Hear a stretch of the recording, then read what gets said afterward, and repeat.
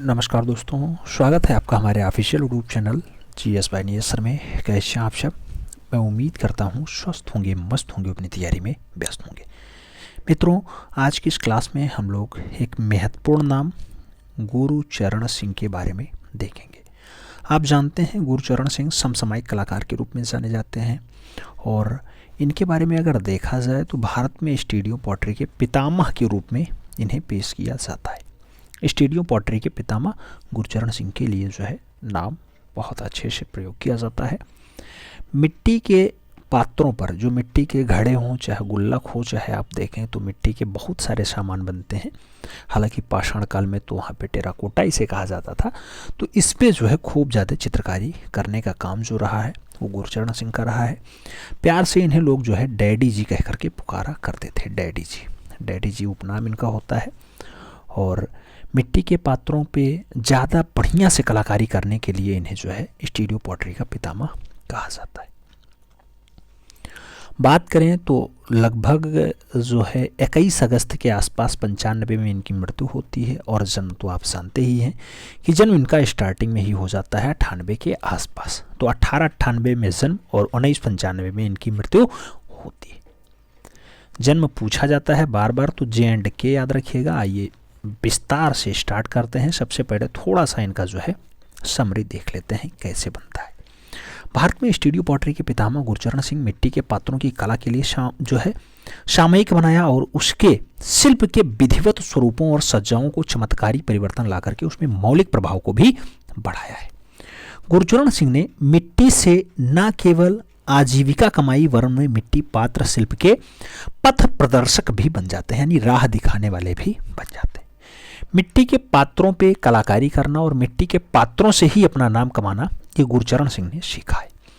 उन्होंने अनेक समकालीन भारतीय मिट्टी पात्र कलाकारों से प्रेरित और प्रशिक्षित किया तथा सहायता भी की। इसी लंबी सूची में कई जाने माने नाम हैं। जैसे आप देखेंगे तो सतीश चंद्र गुजराल का नाम आएगा, कृपाल सिंह शेखावत का नाम आएगा, गौरी खोसला का नाम आएगा, कलिंदी जेना का नाम है, मेरी सिंह का नाम है, उमा बेकर का नाम है, पी दरोज का नाम है, झुनझुनवाला का नाम है, अनीता लाल का नाम है, पाचिम का नाम है, रूबी सिंह, रचना पाराशर, लीना बत्रा और लेखा भगत का नाम दिया गया है।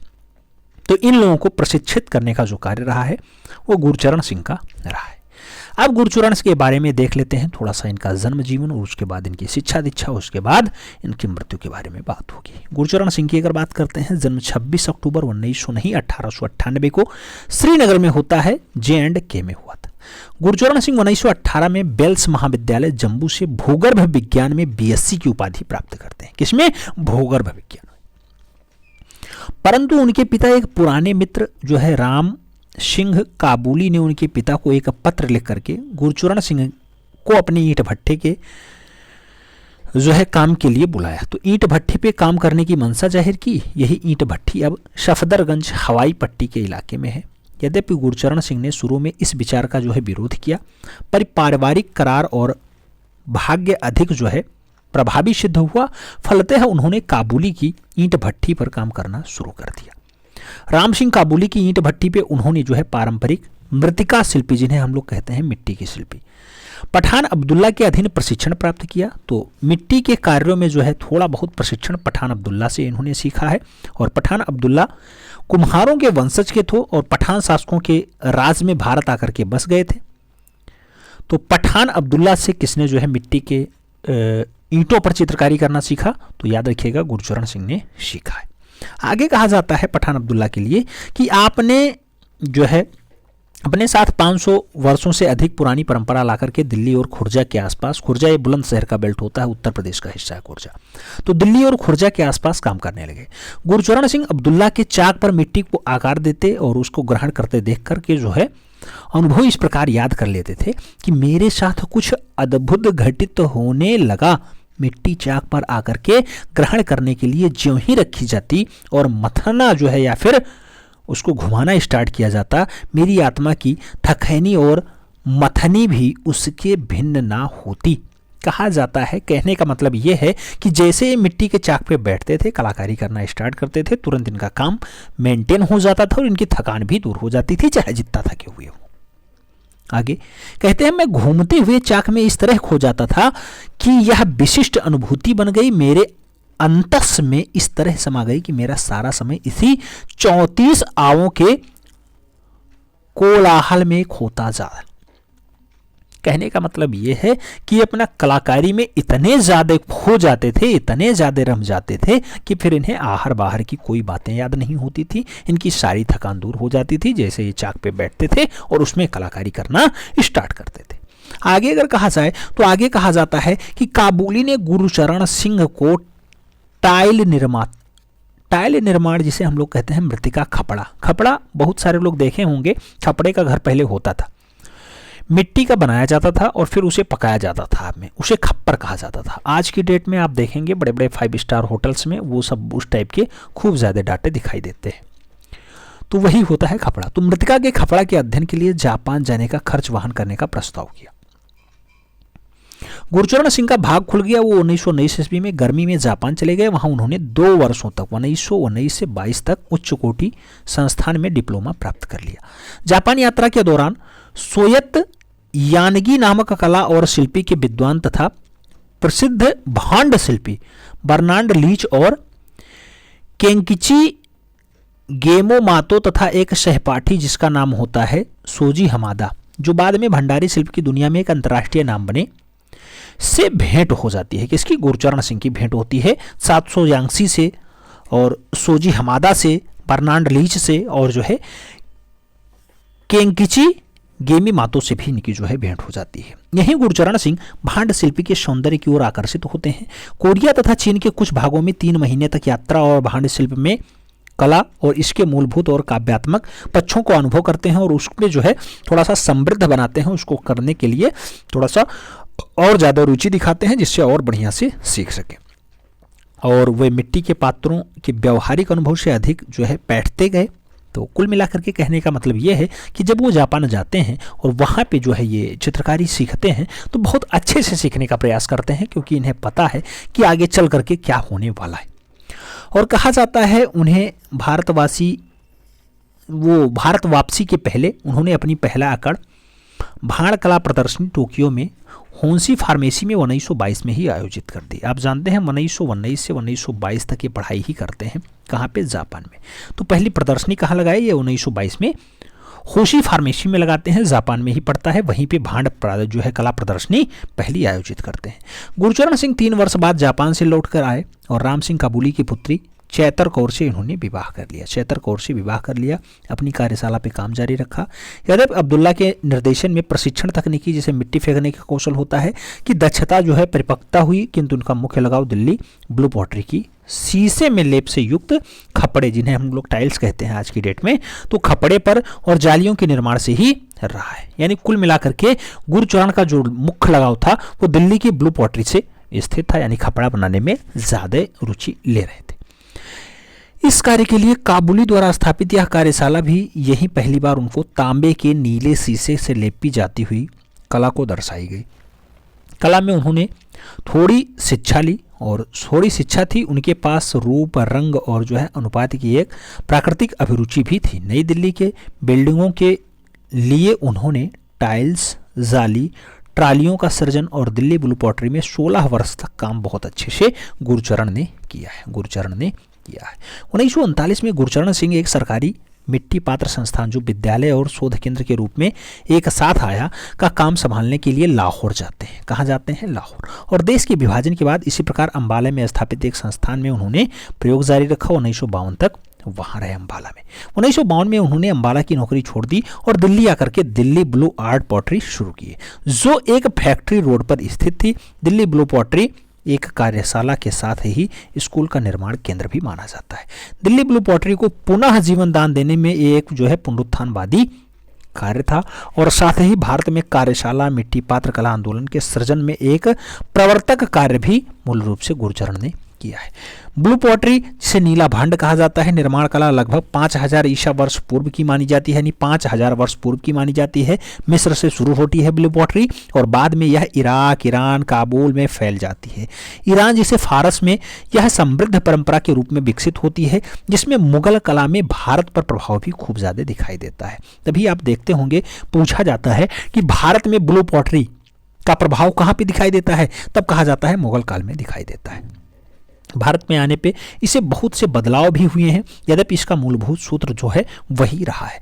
गुरचरण सिंह की दिल्ली ब्लू पॉटरी दुनिया भर में टापरों के लिए मक्का की तरह मानी जाती है। दुनिया भर के पॉटरों के लिए क्या है, मक्का तीर रहा है। मक्का मतलब होता है बहुत तीर्थ स्थल, आप जानते होंगे कि मुस्लिम का बहुत तीर्थ स्थल है मक्का, तो उसी टाइप से दर्शाया जाता है कि दुनिया भर के फेमस पॉटरों में जो है गुरचरण सिंह का नाम आता है।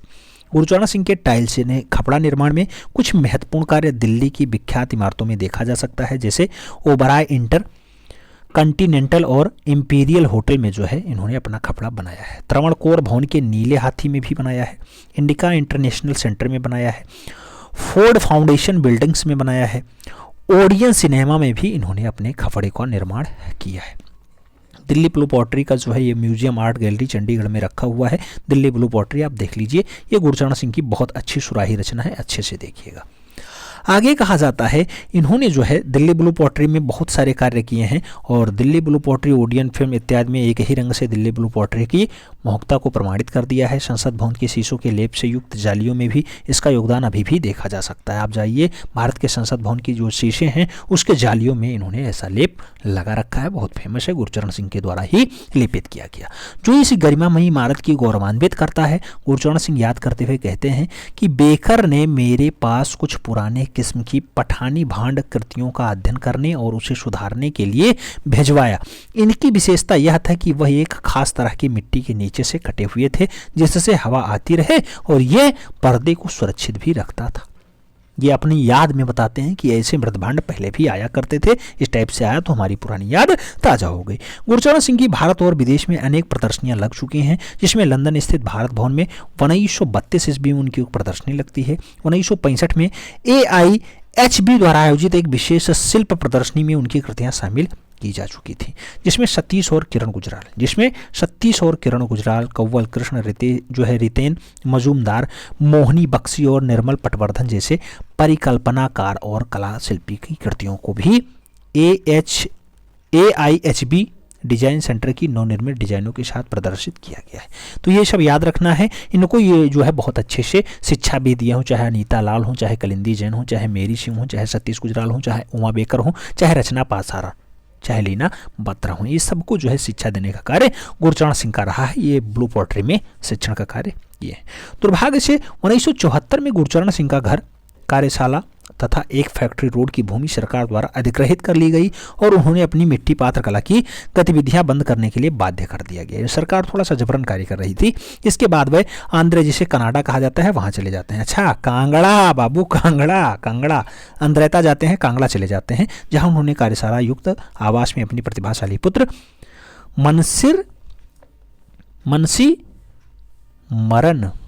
मनसी मरण सिंह और बहू मैरी के निर्देशन में 60 के दशक में आरंभ का निर्माण स्टार्ट किया। मनसी मरण सिंह किसके पुत्र हैं, याद रखिएगा, गुरचरण सिंह के पुत्र हैं। मैरी किसकी जो है पुत्र वधू हैं, जिसे कहा जाता है बहू, तो मूल रूप से वो गुरचरण सिंह की है। तो इसके निर्देशन में 60 के दशक में इन्होंने अपना कार्य वहाँ स्टार्ट किया, कांगड़ा के बेल्ट में। मनसी मरण सिंह का प्रशिक्षण बर्नार्ड लीच द्वारा हुआ था और वे आज अपने बल पर एक विख्यात मिट्टी पात्र शिल्पी बन चुके हैं। अपने परिवर्ती कार्यों में वे शीशे के लेप युक्त पेंदे से अनगढ़ रचनाओं की ओर जो है मुड़ गए हैं। कभी कभी वे इसे अत्यधिक प्रभावशाली ढंग से जोड़ देते थे, जैसे कि वे जो है व्याख्यातित करते हैं कि मैं इस अनपढ़ बुनावटों के लिए इसलिए पसंद करता हूँ क्योंकि इसका स्पर्श आपके हाथ को एक अनुभूति देता है। आधुनिक मिट्टी पात्र कला का सौम्य स्पर्श एक ठंडी छुअन है, इसका कोई वैशिष्टिक नहीं होता है। इसके स्पर्श से आपको निश्चय ही एक ताप अनुभव होना चाहिए, इसमें अवश्य ही मिट्टीपन होना चाहिए। जब आप प्याला पकड़िए तो यह आपको संवेदित करे, मिट्टी पात्र कृतियों को देखना केवल दृश्य अंकन नहीं है, आप उससे आपके स्पर्श को भी संवेदित करना चाहिए। एक पुरानी चीनी कहावत भी कहा जाता है कि जो है अंधा व्यक्ति भी मिट्टी पात्र कृति के सौंदर्य को प्रशंसा कर सकता है। गुरचरण सिंह बड़ी कुशलता के साथ मिट्टी के गुणों के बारे में बताते थे। मिट्टी के बारे में विशिष्ट बात यह है कि अधिक लचीला भी है। मैं इसे काट सकता हूँ, दबा सकता हूँ, इसे आकार दे सकता हूँ, इसे मोड़ सकता हूँ। पत्थर या लकड़ी के विपरीत मिट्टी यह नहीं कहेगी कि मेरे साथ ऐसा मत करो। जब आप इसे आवे में पकाते हैं तो आग का एक सामान्य वस्तु की विशिष्ट रूप में या वस्तु के रूप में रूपांतरित कर देती है। यह पत्थर बन जाती है, आपके हाथ का प्रभाव बना रहता है। जब यह 2000 वर्ष बाद भी लोग पाकर और देखेंगे या देख सकते हैं तो ऐसा कारनामा आपके हाथों का बना हुआ उन्हें महसूस होगा, उन्हें दिखाई देगा। कुल मिलाकर के कहने का मतलब यह है कि आप उसे जिस आकार में ढाल देंगे वैसा आकार उसे मिल जाएगा। और जब इसे कोई 1000-2000 साल बाद भी मिट्टी से खोदेगा या दिखाएगा या कहीं से मिलेगा तो उसे अनुभूति होगी कि हाँ इस तरह से इस पे कलाकारी की गई थी। आगे बात करें तो कहा जाता है गुरचरण सिंह एक संस्था की भांति थे। भारत में शिल्पकला, मिट्टी पात्र कला के जनक तथा ऐसे व्यक्तित्व जिन्हें दिल्ली ब्लू पॉटरी के रहस्यों को पुनः उद्घाटित किया। अंतिम दिनों में भी वे चिंतन के स्तर पर सृजनशील रहे हैं और अपने विद्यार्थियों के मार्गदर्शन हेतु देखे जा सकते थे। आधी शताब्दी पूर्व उन्होंने मिट्टी पात्र कला रूप का प्रवर्तन किया। उसने अनेक प्रसिद्ध नाम अपने, किंतु जो है सर्वश्रेष्ठ मिट्टी शिल्प नीले शीशे के लेप वाले पात्र के पुनरुत्थानकर्ता बने रहे और उन्होंने अपने विद्यार्थियों को दिल्ली में अपने प्रशंसकों के साथ समय गुजारते रहे। उन्होंने प्रेम से लोग जो है डैडी जी कह के बुलाते थे। उनके अतिरिक्त वह आंद्रता के सजीव वातावरण में भी रहे थे। 1991-92 में गुरचरण सिंह ने दिल्ली ब्लू पॉटरी ट्रस्ट बनाया और अपने वर्तमान घर के अहाते में बेसमेंट जिसे कहा जाता है अधोतल में मिट्टी पात्र कला के प्रशिक्षण के लिए एक स्कूल जो है शुरू कर दिया। बहुत ही समकालीन युवा मिट्टी पात्र शिल्पी और मृतिकाकार अपने जड़ों को तलाश रहे थे उस टाइम। आईफैक्स के संस्थापक में से एक और इसकी परिषद के सदस्य होने के नाते इसके दशकों तक जो है मानद कोषाध्यक्ष भी रहे हैं। आईफैक्स के प्रयोजन से उनकी पहली प्रदर्शनी 1973 ईस्वी में आयोजित होती है का श्रेय जो है उन्हीं को जाता है, जो प्रत्येक वर्ष नियमित रूप से आयोजित होती रही है। तो गुरचरण सिंह की जो प्रदर्शनी है आईफैक्स के निर्देशन में बहुत अच्छे से होया करती थी। 1974 ईस्वी में उन्होंने साहित्य कला परिषद में वो जो है वर्ष के सर्वश्रेष्ठ कलाकार के रूप में भी पुरस्कृत किया गया। 77 से 78 में आईफैक्स ने उन्हें कला के प्रति निष्ठा और प्रेरणा प्रदान करने के लिए सम्मानित किया। 1984 ईस्वी में आईफैक्स द्वारा वरिष्ठ कलाकार के रूप में जो है सम्मानित हुए। 85 में आईफैक्स के पहले फेलो चुने जाते हैं। 88 में आईफैक्स के हीरक जयंती समारोह के दौरान उसी के द्वारा कला रत्न के रूप में जो है सम्मानित किया जाता है, जिसके साथ ही 10,000 रुपये का नगद पुरस्कार 1988 में इन्हें मिलता है। 1991 ईस्वी में भारत सरकार द्वारा इन्हें पद्मश्री यानी गुरचरण सिंह को पद्मश्री भी मिल जाता है। 21 अगस्त 1995 को 99 वर्ष की अवस्था में कांगड़ा में उनका निधन हो जाता है, यानी अंतिम सांस लेते हैं। जन्म कहाँ पे होता है आप जानते हैं कि J&K में होता है। कब होता है? 26 अक्टूबर को होता है। 26 अक्टूबर 1898 को उनका जन्म होता है और इनकी मृत्यु लास्ट में हो जाती है 95 में, 21 अगस्त 1995 को। गुरचरण सिंह से जो क्वेश्चंस पूछे जाएंगे उसमें पठान अब्दुल्ला के बारे में हो सकता पूछ ले, ये थोड़ा सा जो है मृतिका शिल्पी से अध्ययन इनसे सीखते हैं। उसके बाद तो इनका कार्य आगे भी बढ़ता है, आप जानते ही हैं। भारत में स्टूडियो पॉटरी के पितामह कहलाते हैं और जो है ब्लू पॉटरी के लिए जाने जाते हैं, आप ये तो जानते ही हैं। इनके बहुत सारे चेले हैं जिसमें कलिंदी जोन हो, मेरी सिंह हो, सतीश गुजराल हो, गौरीश खोसला हो, कृपाल सिंह शेखावत हो, लीना बत्रा हो, लेखा भगत हो, ये सब इनके अच्छे अच्छे चेले होते हैं। इन्होंने संसद भवन की शीशों के लेप को बनाया है, वर्तमान में जो दिल्ली में है संसद भवन, ठीक है। ओडियन सिनेमा में बनाया है। फेलो फाउंडेशन बिल्डिंग्स में इन्होंने कार्य किया है। ओबराय इंटरकॉन्टिनेंटल होटल में भी इन्होंने कार्य किया है। इंपीरियल होटल में भी इन्होंने जो है कार्य किया है। तो दिल्ली के ब्लू पॉटरी के लिए थोड़ा फेमस नाम हो जाते हैं। उम्मीद करता हूँ आपको ये वाला सेगमेंट पसंद आ रहा होगा।